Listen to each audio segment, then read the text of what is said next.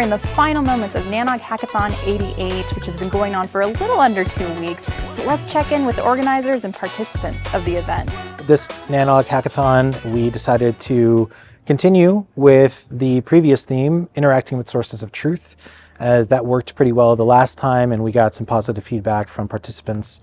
It is a ever-growing concern and as well a focus of many organizations interacting with various types of data scattered across different repositories or databases in their industry or in their company, and trying to consolidate that into a single source of truth for many benefits. So the theme of today's hackathon was interacting with sources of truth. So NetBox is a data center infrastructure management tool. It can keep track of sites, IPAM, and a bunch of other data models, devices, interfaces, cabling. And so our way of improving the experience of interacting with sources of truth was by building a plugin to better visualize floor plans for data center layouts. So ever since 2020, we have changed the model of the hackathon such that you can actually start participating, forming a team, coming up with an idea, and actively working on it a week prior to the event. So we have an introductory call over Zoom that's entirely remote or virtual, and we're able to get everybody in a room. We can go over the details of essentially the rough agenda of the hackathon and our sponsors, as well as some project maintainers that we would like to showcase whatever project or open source software that they might have that is central to the theme that we select for that time around. And then effectively from there, it is team building, where we encourage everybody that is on the Zoom call or in the Slack with us to start forming teams. And then they're able to start coding immediately, or whatever they are working on. It doesn't necessarily have to be software engineering or coding. And so they are able to start a week actually prior to us getting here in person. Saturday it used to be prior to 2020, the actual start of the hackathon. So we would be in person on Saturday morning and start then. Now we are actually entirely virtual on Saturday. So that model continues up until Sunday, where we then meet in person starting around 9 a.m. in the morning, very next to the grand ballroom that you would go for the Journal Conference. I thought that today's theme was one of my favorites. I think it brings a lot of people together. It's good for the community and delivers a lot of good projects. So what keeps me coming back to Nanog Hackathons is because I love Nanog, and I'm also more focused in an automation and development role. And so hackathons kind of are my and my team's place here at Nanog. You know, we're not all engineers, we're not all network engineers at least. And software is kind of more of the focus, but focused on interacting with the network. So it's kind of a good, unique place for us to get together. I didn't work on an official project today, but I've been having problems with an old plugin for Nautobot, and I was able to get some help from the Nautobot maintainer on that today. So it was very productive for me, and he seemed to be happy because he was interacting with users of his software. I learned how to troubleshoot a traceback and figure out how to sanitize my data when I'm trying to read it in, and the problem was my data, so it was good to learn that. Well, my name is Mauricio. Everybody call me Mao. It's my first hackathon in Nano. I like the vibe. We're talking about many things, like, for example, how ChatGPT is changing everything for us, coding information faster, and things like that. I'm working right now with Alex in something called NRX, that is going to replicate information from Netbox to create like some sort of topology file for Container Lab. Then I'm working in the part of SRL, creating trying to make a Netbox to render some configuration from some template. Then I'm working on the templates to help NRX to get information also for a basic configuration for SRL along with the topology file. I flew from South Africa yesterday.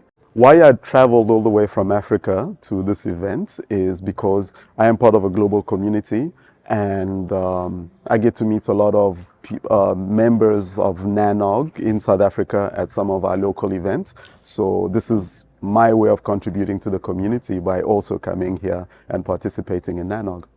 The airplane ride was really painful. I had a 10-hour flight from Johannesburg to London International, and then I spent 7 hours in transit at Heathrow. and then I flew from Heathrow to Seattle for another 10 hours. So that was 27 hours traveling. I spent about 2.5 hours in the passport control queue. So that was really painful. But hey, here I am, and it was totally worth it.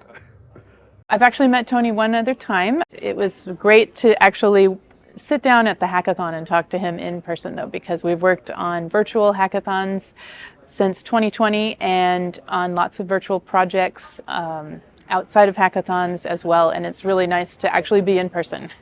Today I was just surprised at meeting in person people like Valerie or like Alex that I've been working with virtually, and it's always awesome to finally meet the person. Like Valerie thought that I was taller than I am, you know. So it's great to just meet people in person, and then to bump into old faces in Seattle. What makes the NANOG Hackathon special is just seeing all of the people in the same room and sitting down and asking questions and being able to learn new things and help other people learn new things.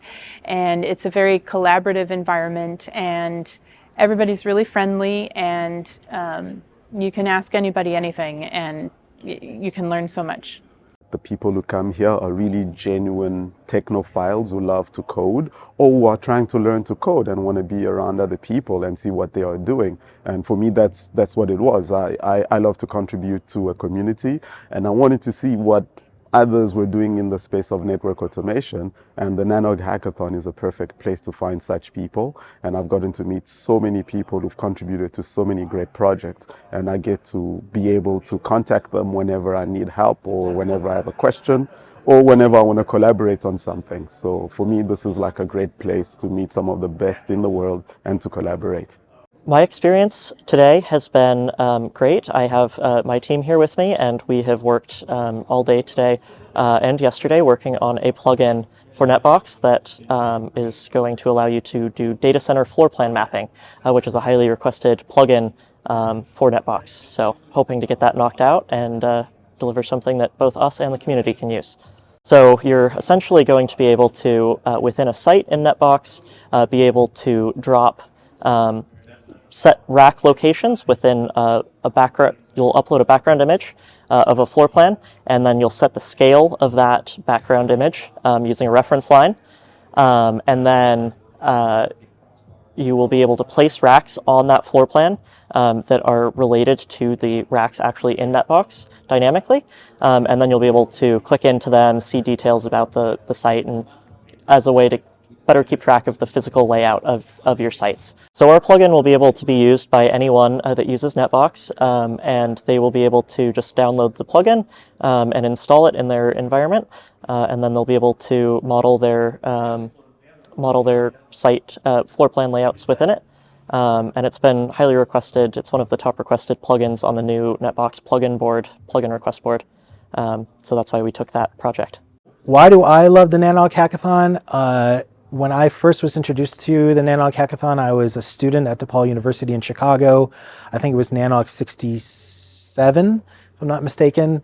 And so from that very first experience of being a student, feeling a lot of imposter syndrome, a lot of intimidation of these senior members of the industry that know much more than me, walking into a space where I might not be as confident in my abilities, I was definitely shown from the very first time when I walked into the room that no matter my skill set, no matter my background, my education, and so forth, it's a very welcoming space, and that's why I really appreciate it and want to keep giving back as much as I can as a volunteer, because it helped me make a lot of connections in the industry, especially as an up-and-coming engineer. That's huge as a student. Can lead towards internships and jobs. It can lead towards meeting people in your community, like literally where you live, that work in the same industry that you didn't know before. So those are some aspects of why I really love the hackathon.